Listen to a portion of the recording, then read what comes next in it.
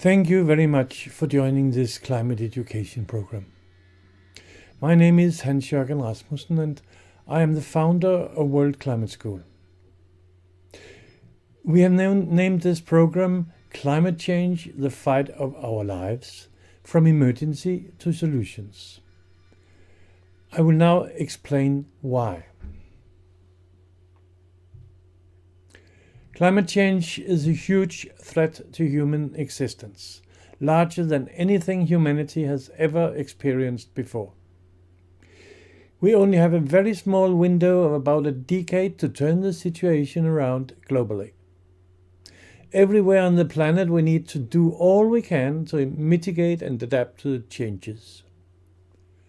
The consequence is that we need to completely overhaul the way we live, the way we eat, the way we drink, etc. That enormous change is only possible if it becomes an overwhelming movement of change in every family, every town, every state, every country, and all around the world. We in the World Climate School team are happy to launch this course as an initiative by World Climate School India. Together with our Indian partners, we have invested a significant amount of time, creativity and skills to create the content of this program. We believe it has the capacity to become a real game changer in the battle against climate change disaster in India. The structure of the program is a mix of 2-hour online seminars via Zoom and a set of ready-made video modules, this one being the first. The online seminars will be once a week, and these video modules will also be made accessible to all of you on a weekly basis. You will be expected to view them before the next Zoom seminar. In addition, you will be challenged with extra homework from time to time during the period of the course. Parallel to the course, you will also get access to a lot of inspiring teaching material and tools. Among those are the slideshows and videos we use in this course. They will then be part of your own teacher's toolbox. You can use them either unchanged or edited by you to fit your own personal preferences even better. So the rhythm of the course will be Zoom seminar, watching pre-recorded video lectures, homework, and then again Zoom seminar. The exact dates and schedules for the course will be announced during the first online seminar. In this module, we will first introduce you to World Climate School, and after that we will give you an overview about climate change. What are the challenges? What are the solutions? And why are you important in this?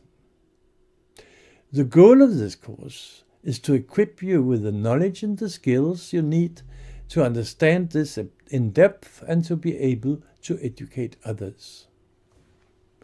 Now, get to know World Climate School and our model called Teach the Teachers.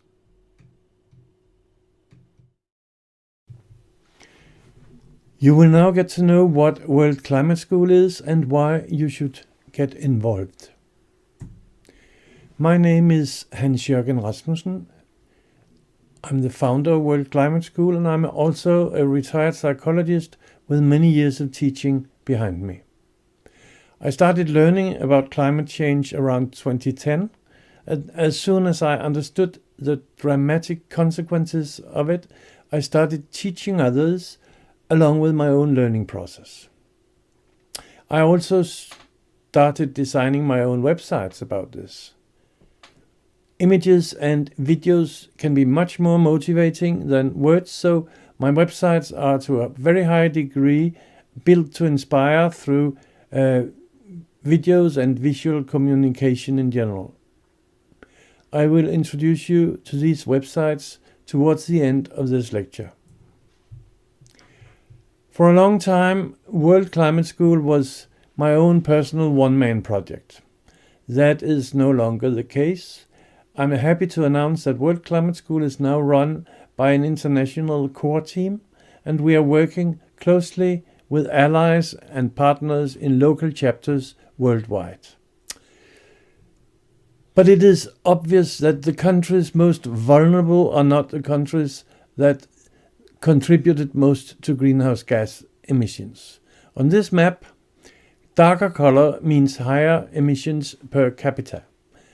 So it's clear that in order to fight climate change, the wealthy countries with high carbon footprint will have to get involved. And that is why we want to establish World Climate School chapters all over the planet, also in the wealthy countries. Being a climate warrior is basically a question of passion, about what turns you on and what you burn for. The passion is needed to keep you going over time. My passions used to be art, especially photography and classical music. But that changed dramatically. Now it's the next generations, here represented by two of the youngest members of my family, Thea and William. Some people think it's about saving the planet. Nope, I don't think so. The planet will take care of itself.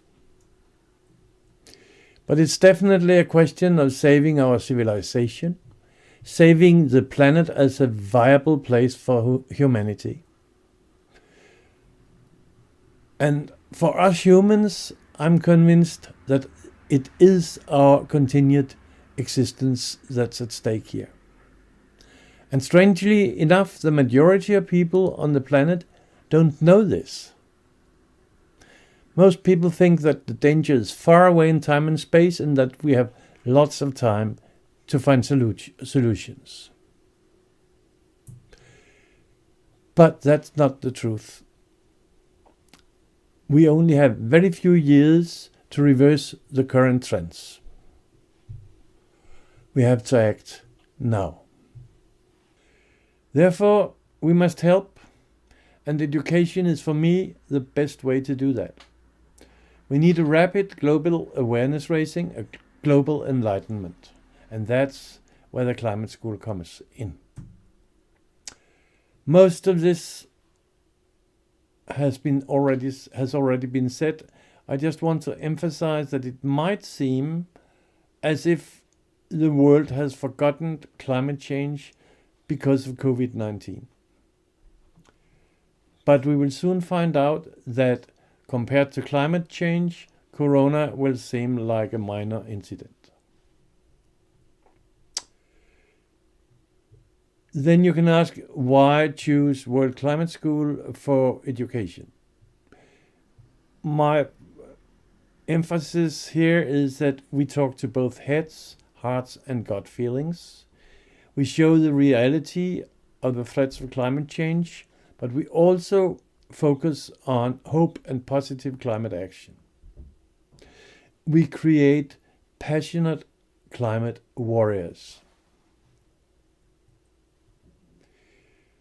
Just to show you the teacher's model, we say throwing a snowball, creating an avalanche.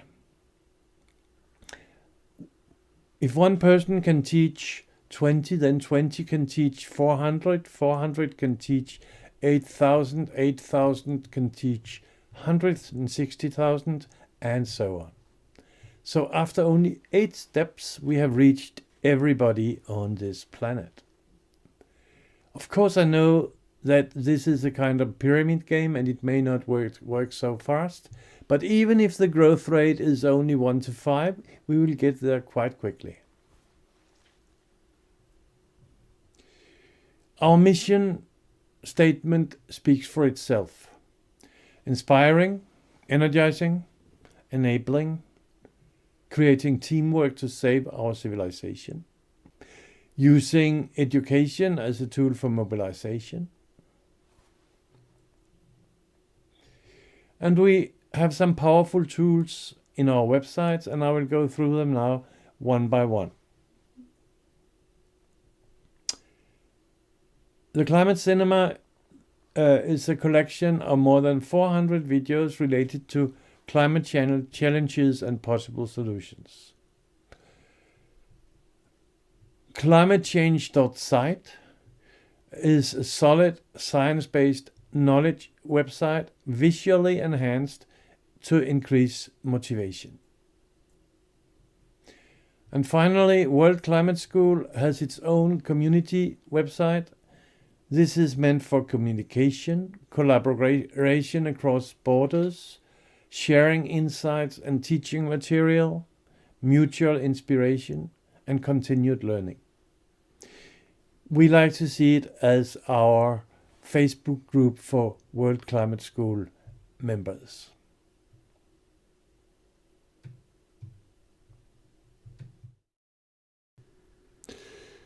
Now you know the basics of World Climate School and the teacher's model. It should also be clear to you that we need everybody on board and that you will make a huge difference, co-creating our common future. Now we will give you an overview. Climate change, what are the challenges and what are the solutions?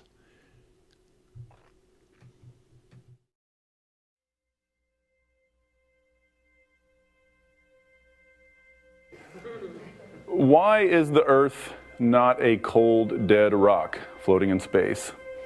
The reason is that it is enveloped by this tiny, tiny, thin layer of gases and chemicals that we call our atmosphere. So the sun's energy, rather than just coming down and bouncing right back off, it comes down and is held close to the surface of the Earth for a while and then bounces off. And that simple process is why we have evaporation and precipitation and photosynthesis and life on our planet. So scientists discovered well over 100 years ago that the atmosphere and the systems on the Earth are in this dynamic relationship, and you can change the chemical composition of the atmosphere and hold more of the sun's energy for longer. The energy still has to escape, of course, but in the meantime it will cause changes in these biophysical systems of the Earth. And you often hear people say the Earth has always changed, the climate has always changed, and that's true, it has. This relationship between the atmosphere and the systems, they go through cycles, but these cycles have typically taken hundreds of thousands of years, millions of years.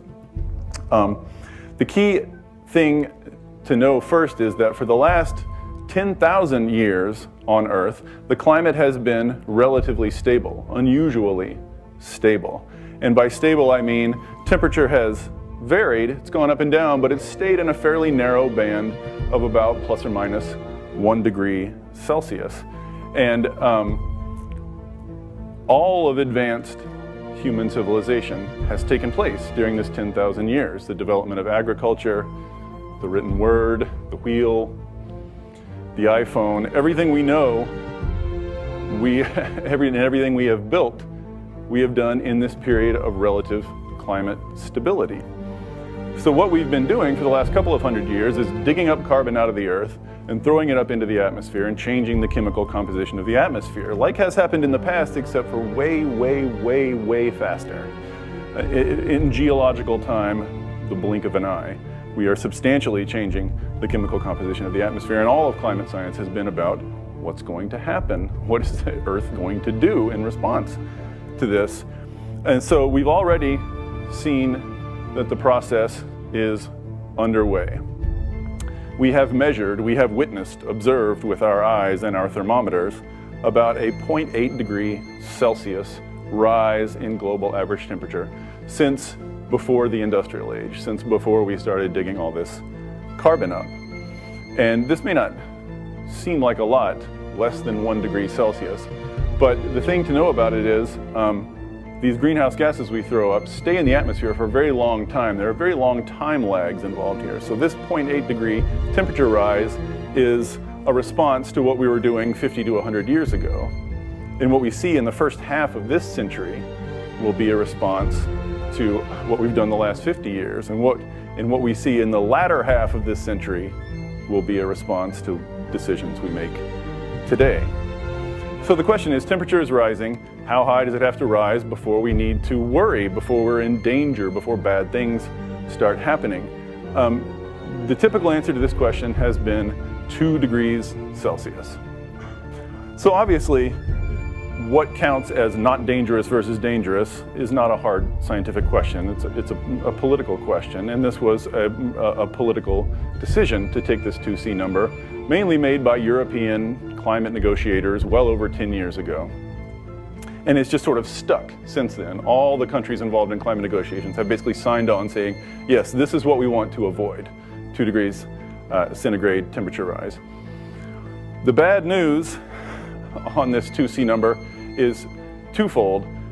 First of all the latest science done in the last 10 to 15 years has pointed to the conclusion that those impacts we thought were going to happen around 2 degrees centigrade are in fact going to happen much earlier than that. The climate is more sensitive to this added greenhouse gases than we thought. So if those were the impacts we were worried about, then the real threshold of safety ought to be something like 1.5 degrees centigrade. James Hansen is the climate scientist most famously known for raising these warnings, but it's a growing scientific consensus that 2 degrees is in fact dangerously high. Which is bad because we are almost certainly going to blow past 2 degrees Celsius. There's some reason to believe, a recent study said that even if we stopped our climate emissions tomorrow, we're still going to get more than 3 degrees this century just from momentum from the previous emissions. But stopping at 2 degrees now would take a level of global coordination and ambition that is nowhere in evidence. So a lot of climate scientists don't really want to tell you this because they don't want to depress you, but I'm just a blogger, so I'm happy to depress you. 2 degrees Celsius is probably off the table. So then the question becomes, well, what does it look like if temperature goes higher than that? What would, say, 4 degrees Celsius look like? Oddly, there hadn't really been a lot of concerted scientific attention to that question because climate scientists honestly thought we wouldn't do that to ourselves. But we are doing it to ourselves. So in 2009, several climate change research groups in England drew together a group of scientists, commissioned some papers, and had them really take a hard look for the first time. What would 4 degrees Celsius look like? There were a lot of papers, a lot of equations, a lot of talk and complexity. I have helpfully paraphrased it here for you to make it easier to grasp. 4 degrees Celsius temperature rise would look ugly. Among other things, that would be the hottest the Earth has been in 30 million years. Sea levels would rise at least 3 to 6 feet, and this excludes some really tail end possibilities, but 3 to 6 feet at least. And persistent drought would cover about 40% of the currently occupied land on Earth, which would wreak havoc on agriculture in East Asia, in Africa, South America, Western US. All this combined would produce hundreds of millions of people who had been driven from their homes, either by their cities being swamped by sea level rise or by hunger or by all the attendant ills that come along with those things. And to boot, probably somewhere around half of the known species on Earth would go extinct. According to a recent paper by the International Energy Agency, we are currently on track, if we keep doing what we're now doing, if we go on with business as usual, as it's called, we are now on track for 6 degrees Celsius temperature rise this century. Something, 5 to 7. These are obviously estimations. So if 4 degrees is hell on Earth, I'll let your imaginations fill in the blanks on 6 degrees. But one danger that comes up when we contemplate going this high with our temperature is the possibility that climate change will become irreversible. I think when people typically think about climate change, they think, oh, temperature is going to rise X amount, circumstances will change, some places will get warmer, some places will get wetter, we'll adjust, we'll move our farms around, people will migrate from one city to another, we'll get resettled, and we'll go on with life. The really dangerous possibility is that what are called, the Earth has several of what are called positive feedback systems. So for instance, in Siberia, there's this permanent ice, the permafrost, and it contains a bunch of methane in it. As it melts, it releases that methane. The methane causes more warming, which melts more ice, which releases more methane. It's a self-sustaining process. Or sea ice melts. Ice is white, it reflects energy. When it melts, it becomes dark blue and absorbs more energy, which heats the oceans, which melts more ice, which creates more dark surfaces. You see, there's a number of these systems that are self-perpetuating. And the danger, the great danger of climate change that towers above all these other more specific dangers is that these positive feedback systems will take on a momentum of their own that becomes unstoppable. And human beings will lose any ability to control it at all, even if we stop all our climate emissions on a dime. Will that happen at 2 degrees? Probably not, though there's a real chance of it, and there's a lot of debate about that. Will it happen at 4 degrees? Well, it looks a lot more likely at 4 degrees. Will it happen at 6 degrees? Almost certainly. So if we continue on our present course, climate change will probably take on a life of its own, spiral out of control, and according to a recent paper, by 2300 we could see temperature rise of up to 12 degrees centigrade. Now if that happened, something like half the Earth's currently inhabited land would become too hot to survive on. And when I say too hot to survive on, I don't mean it's difficult to grow beans or air conditioning bills are inconveniently high. I mean, if you go outside, you die of hotness. I mean, places that were an average of 80 degrees Fahrenheit will now be an average of 170, 180 degrees Fahrenheit. Literally too hot for human beings to go outside and survive. So, will there still be human civilization under those circumstances? Who knows? I mean, maybe we'll live in underground climate-controlled caves, maybe we'll grow food in test tubes, but that wouldn't look anything like Earth as we now know it. It would look a lot more like Newt Gingrich's moon colony, assuming any human beings, or at least enough to make a civilization, survived in those circumstances. So this is what I mean by climate change being simple. There are many complicated and fascinating discussions to be had about what to do about it, or about what effect our actions might have on the climate and when, or which policies are best based on cost-benefit analysis. There's complexity, plenty of complexity for those of you who like complexity. But we now know to a fair degree of certainty that if we keep doing what we're now doing, we will face unthinkable catastrophe. That's the bumper sticker, that's the take-home message. And that, you know, saying, I don't want to talk about that because I don't know the ins and outs is like saying, I don't want to raise alarms about Hitler's army being 100 miles out because I don't know the thread count of their uniforms, or I don't know the average calorie intake of a German soldier. You don't need to know those things to be scared that the army's on the march and to raise alarms about it. Similarly, if we keep doing what we're now doing, we are screwed. This we know now. To stabilize temperature, and I don't mean stabilize temperature at 2 degrees or 4 degrees or 6 degrees, I mean to ever have a hope of ever again having a stable temperature of any kind, global climate change emissions need to peak, stop growing, peak, and start falling rapidly in the next 5 to 10 years. Every year we do not get started on this, we add, according to the International Energy Agency, an extra $500 billion with a B dollars to the price tag of what it's going to cost us to do this eventually.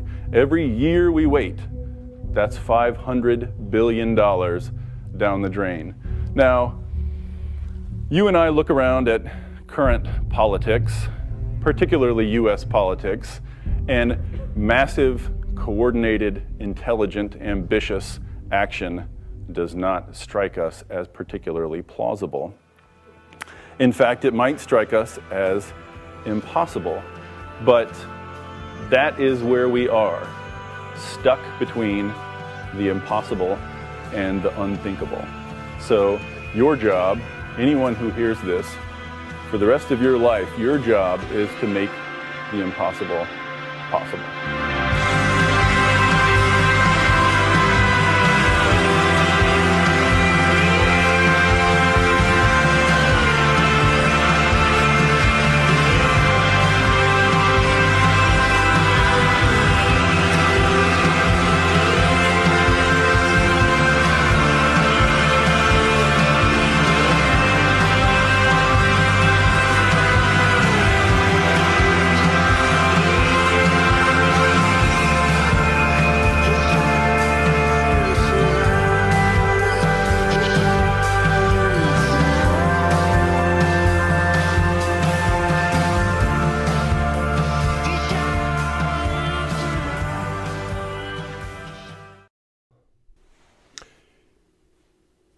I hope you liked the video Climate Change is Simple.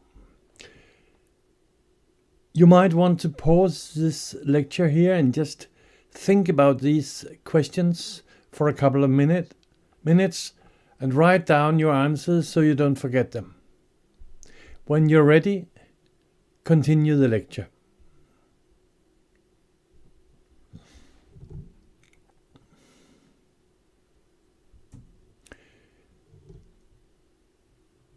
After listening to David Roberts, I believe it's obvious that we do have a global climate emergency.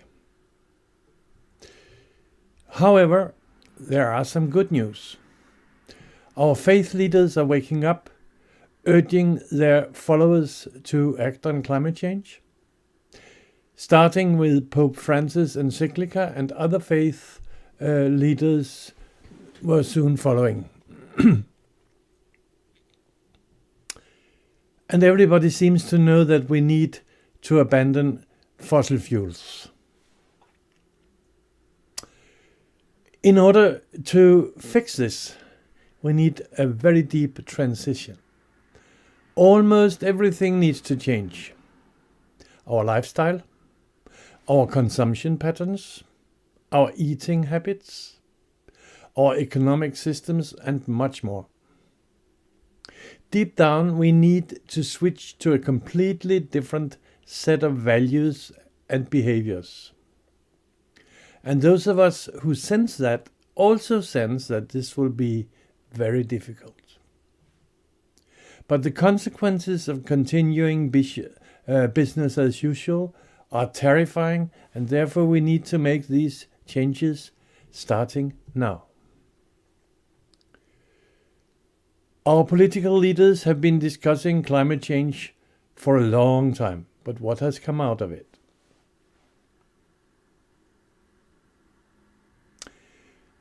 Most of our political leaders seem to be short-sighted and narrow-minded, only caring about the immediate future for themselves and their voters.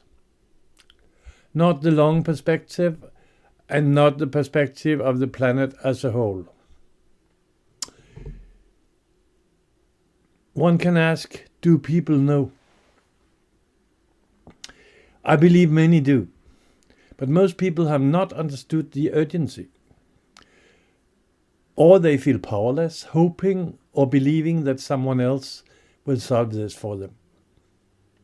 Therefore, education is needed in order to create general awakening, putting pressure on elected leaders to make the right decisions. And we all need to be part of this, because Robert Swan is speaking the truth here. The greatest threat to our planet is the belief that someone else will save it.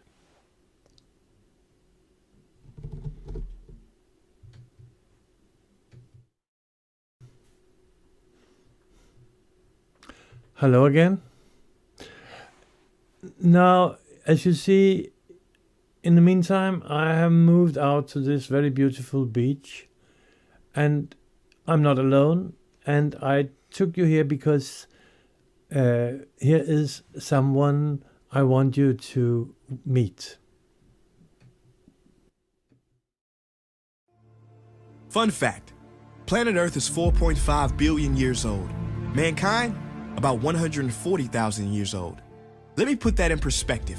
If you condense the Earth's lifespan into 24 hours, that's one full day, then we have been here on this planet for, drum roll please, 3 seconds. 3 seconds. And look what we've done. We have modestly named ourselves Homo sapiens, meaning wise man. But is man really so wise? Smart, yes, and it's good to be smart, but not too smart for your own good. Yes, we have split the atom. Yes, we build clever machines that navigate the universe in search of new homes, but at the same time, those atoms we split created nuclear warfare. In our quest to explore the galaxy, rejects and neglects the home that we have here now, so no, that cannot be wisdom. Wisdom is different. While intelligence speaks, wisdom listens, and we willingly covered our ears to Mother Nature's screams and closed our eyes to all of her help-wanted signs. Wisdom knows that every action has an equal and opposite reaction, so if we were wise, we would not be shocked when we see storms that are stronger than ever before, or more drought, hurricanes, and wildfire than ever before, because there's more pollution than ever before, more carbon, more trees cut down than ever before. At a record pace, we have increased the extinction of animals by 1,000 times the normal rate. What a feat. In the next 10 to 100 years, every beloved animal character in every children's book is predicted to go extinct. Lions gone, rhinos gone, tiger, gorilla, elephant, polar bear gone. In 3 seconds. Species that have been here longer than us will be gone because of us. In this 3 seconds. In an existence shorter than a Vine video, we turn the circle of life into our own personal conveyor belt. Somebody, anybody help. We were given so much, the only planet in this solar system with life. I mean, we are 1 in a million. No, actually, scientifically, we are 1 in a billion, trillion. That's a 1 followed by 33 zeros. And I don't want to get too spiritual, but how are we not a miracle? We are perfectly positioned to the sun so we don't burn, but not too distant so we don't turn to ice. Goldilocks said it best, we are just right. This paradise where we are given medicine from trees, not coincidentally, but because like the song says, we are family. Literally, everything, every species is connected genetically, from the sunflower to the sunfish. And this is what we must recognize before it's too late, because the real crisis is not global warming, environmental destruction, or animal agriculture. It is us. These problems are symptoms of us, byproducts of us. Our inner reflection, loss of connection has created this misdirection. We have forgotten that everything contributes to the perfection of Mother Nature. Corporations keep us unaware and disconnected, but they have underestimated our strength. Contrary to popular belief, millions are waking up out of their sleep, seeing our home being taken right up under our feet. We cannot allow our history to be written by the wicked, greedy, and loony. It is our duty to protect Mother Nature from those who refuse to see her beauty. Call me crazy, but I believe we should have the right to eat food that's safe, with ingredients we can pronounce. Drink water that is clean, marvel at trees, breathe air free of toxins. These are natural rights, not things that can be bargained for in Congress. See, they want you to feel powerless, but it has been said that something as small as the flutter of a butterfly's wing can cause a typhoon halfway around the world. But when enough people come together, we too will make waves and wash the world into a new era filled with love and connection, freedom for all without oppression. But it is up to you, yes, you watching this behind this screen, to make the effort, because time is of the essence, and only together can we make it to the 4th second.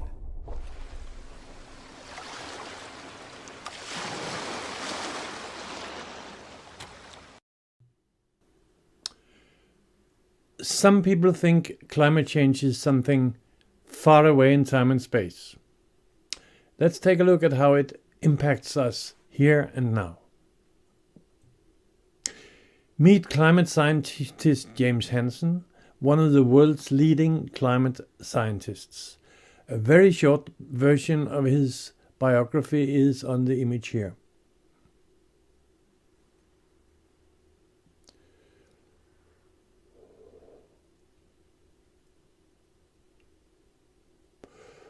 After his retirement, he has often been seen like this because he quit his job and became a full-time climate activist.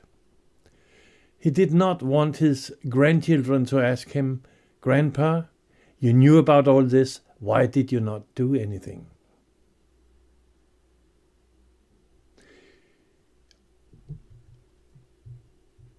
I was lucky enough to meet him at COP21 in Paris and followed him through a couple of days. What he said has had a profound impact on my work. His main focus was on ice melting, Antarctica, Greenland, North Pole, glaciers all over the world. He issued a dire warning. If we do not get out of fossil fuels rapidly, we will have a multi-meter sea level rise, much higher than earlier models have predicted. And we need to include nuclear power in order to succeed in this rapid transition.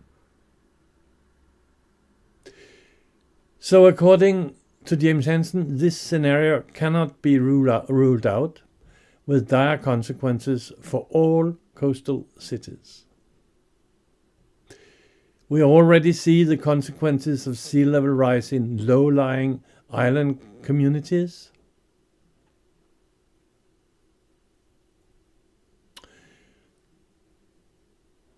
Another consequence of climate change we see already now is drought. Here, from a couple of years ago, a severe drought hit California. It varies in strength from year to year, but never seems to disappear completely. And the aquifers are drying up. The Syrian conflict started as a consequence of severe drought. Lack of water causing 1.5 million people to migrate from the countryside into cities, exacerbating poverty and social unrest. Therefore, Syrian refugees are in reality climate refugees. But water scarcity is constituting a looming threat in large parts of the world. In 2019, Cape Town almost ran out of water. This image speaks for itself. People lining up for water being more and more restricted over time,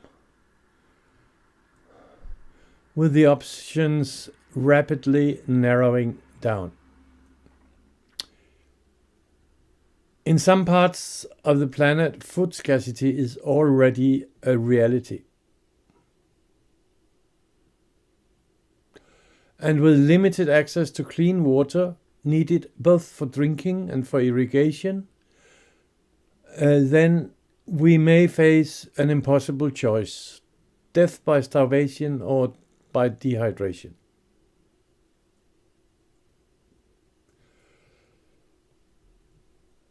We have witnessed massive increases in wildfires in California, in Australia, in Siberia. We have also witnessed extreme weather events coming much more frequently and with more power all over the world. Our oceans are being acidified and at the same time filled up with trash.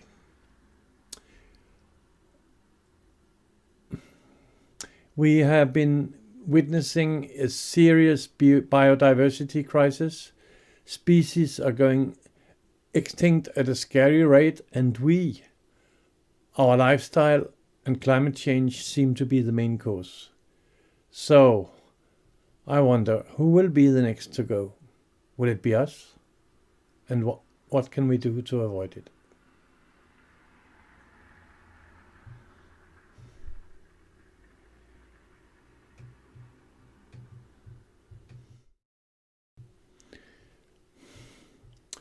Now I want to challenge you with an assignment. This is Fenway Park Stadium in Boston. And this is your assignment, step by step. Imagine a pipette releasing a magical drop into the stadium at 12 o'clock. The droplet has the property that it's doubling in size every minute. After about 6 minutes, it fills a thimble. Now the first question to you is, when is the stadium full of water? The second is, when is the stadium 7% full? And the third question, imagine that also that you are sitting linked to a chair on the top row. When do you realize that there is danger ahead? Write down your answer to these 3 questions, and if you need time to think, pause the video.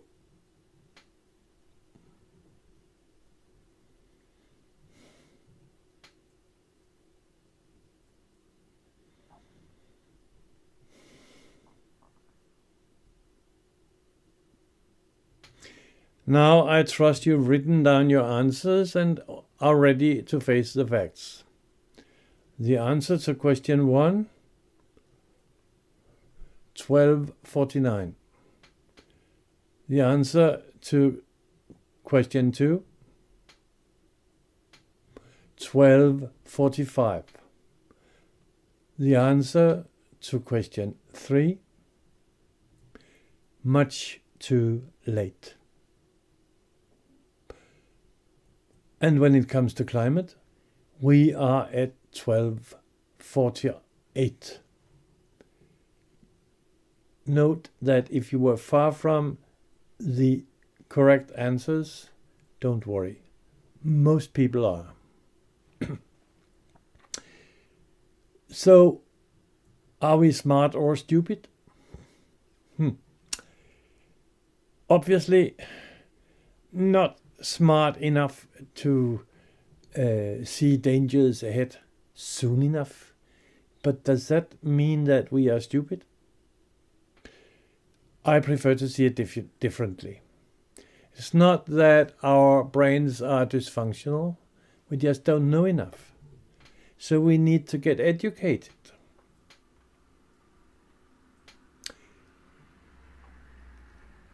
Politicians always talk about growth. And exponential growth looks very innocent in the beginning, but after a while it becomes dangerous. A typical example is population growth. It's worth noticing that since 1950, global population has grown from around 3 billion to 7.8 billion, and therefore it's no wonder that feeding the world's population is becoming increasingly difficult. Then what is the most important thing you can do about climate change? Catherine Ho, one of the world's leading climate scientists, has a very simple message as a response to that question. She says the most important thing you can do to fight climate change is talk about it. In order to be able to talk about it in a qualified way, we need knowledge. And as you learn more, start sharing your knowledge with others, and that means learning and teaching at the same time. Politicians do what they think their voters want. So as a voter, demand from the candidate you are voting for that they make the battle against climate change their top priority, and if not, change the way you vote. Margaret Klein Salomon is one of my primary sources of inspiration in the climate battle. Like me, she is a psychologist. I discovered her blog in 2014, connected with her, and she has been inspiring me ever since. Let me read her bio for you. Margaret Klein Salomon, PhD, calls herself the climate psychologist. She's trained in clinical psychology and worked as a therapist until 2014, when she left her practice to found the organization called the Climate Mobilization, an organization dedicated to initiating a transformation of the economy, of politics and society to respond to the climate emergency. As part of her work, she encourages people to talk openly and honestly with their loved ones about the terror and existential dread about how drastically the world is likely to change in the coming years, and then to help them take action. The title of her latest book is Facing the Climate Emergency, How to Transform Yourself with Climate Truth, a self-help guide to living with the reality of climate change. It is highly recommended. Normally I would not like to read the content of a slide, but I consider this the text of this one so important that I will make an exception. Margaret challenges all of us to become heroes, and she adds, "It's not going to be easy. It's going to be the opposite of easy. But acknowledging the truth of our climate and emergency and ecological emergency, grieving the past and the future that has been lost, and taking the heroic path of the climate warrior will make you confident and strong. It will give you a mission and purpose beyond anything you have ever experienced before. It will allow you to, at long last, heal your pain and feel genuinely good about yourself. It will connect you to your fellow humans. It will connect you to all life. It will give you real, meaningful hope because it's based on your real and incredible potential to affect change. Most importantly, it will help give humanity a better chance of canceling the apocalypse and protecting itself and the living world." We definitely need a rapid global mobilization for climate change. Franklin D. Roosevelt's mobilization of the American people during the Second World War was a fine example to be followed. After the Japanese attack on Pearl Harbor, he held a flaming speech to the American people. First of all, this had the consequence that the United States entered the war. In addition, the industry, especially the car industry, rapidly changed their production lines from peacetime to wartime production, meaning production of fighter planes, tanks, cannons, etc. Pearl Harbor was their wake-up call.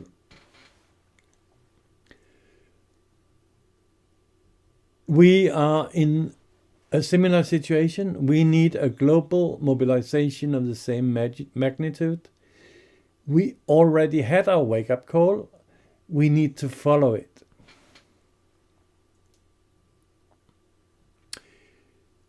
So, we need to get off fossil fuels fast. As you see, the greenhouse gas emissions come from a variety of economic sectors, mainly electricity and heat production, agriculture, forestry and other land use, industry and transportation. And for some, it may be a surprise that agriculture and land use has a larger share of this than transportation. That is a challenge for our eating habits, as we soon shall see. Do you remember James Hansen talking about a rapid transition to clean energy in order to avoid runaway melting of ice sheets in Antarctica and Greenland? He also said that this goal cannot be reached via renewables alone.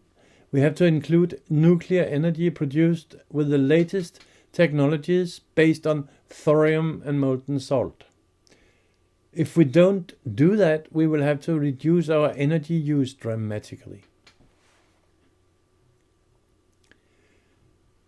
Animal agriculture, especially production of beef, is guilty on 2 points. The environmental impact of meat versus vegetables is staggering. The exact figures may vary a little, but I believe this shows some clear trends. A serving size of meat compared to a serving size of vegetables is linked to 20 times more greenhouse gas emissions, and it also takes 100 times the amount of land as consuming vegetables. And then I have not even mentioned the huge differences when it comes to water use in the production process. Therefore, we should all eat much less meat and dairy products starting now. It may not be easy, but we have to. Many of our transport options are depending on using fossil fuels. Look for alternative transportation, walking, cycling, using trains or trams or other public transport. Where this isn't possible, carpool or share your journeys. Electric or hybrid vehicles are better choices for the environment than petrol-powered vehicles, especially if the electricity powering them is produced in a non-CO2 emitting process. Smaller cars are better choices than SUVs, particularly when you drive alone. Yeah, and less car driving does have some health benefits.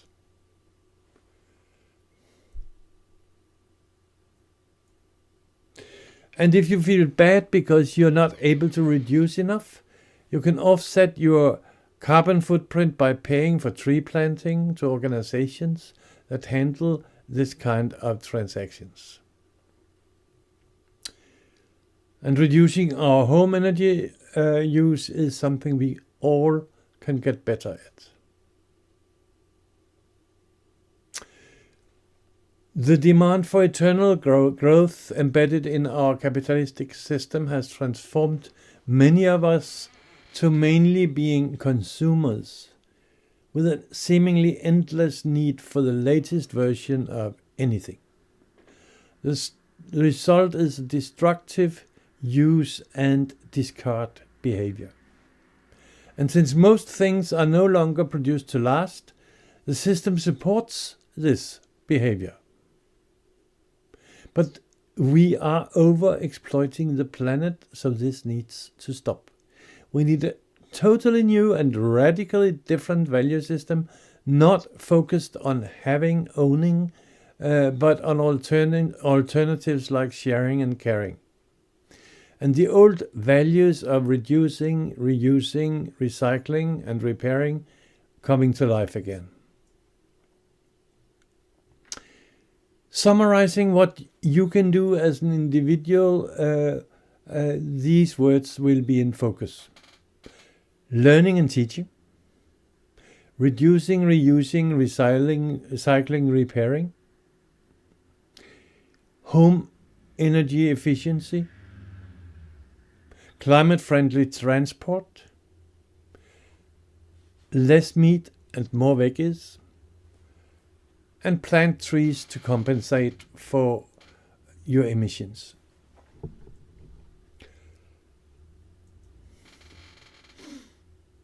As a member of your community, you should share knowledge, you should start sharing things, you should start carpooling, you should grow food locally, and you should support local farms and markets.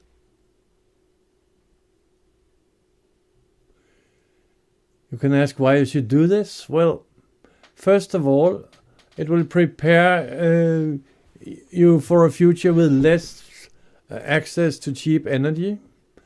It will build a sense of community and belonging.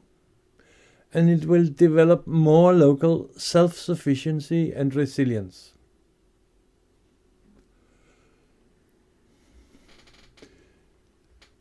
As a citizen of a democratic country and member of the global community, you should do whatever possible to influence policymakers to do what's right. You should demand that the party and the politicians you vote for put fighting climate change on top of the agenda. And you should join climate active groups and organizations and contribute with your skills. You may ask, what's in it for me? The list of benefits is long. Being connected in these ways brings you joy, fun, inspiration, a feeling of belonging, and a deep feeling of meaningfulness. And good reasons to get up in the morning and follow your passion together with like-minded people from all over the world. Believe me, I know that's how it is for me and all my fellow climate warriors.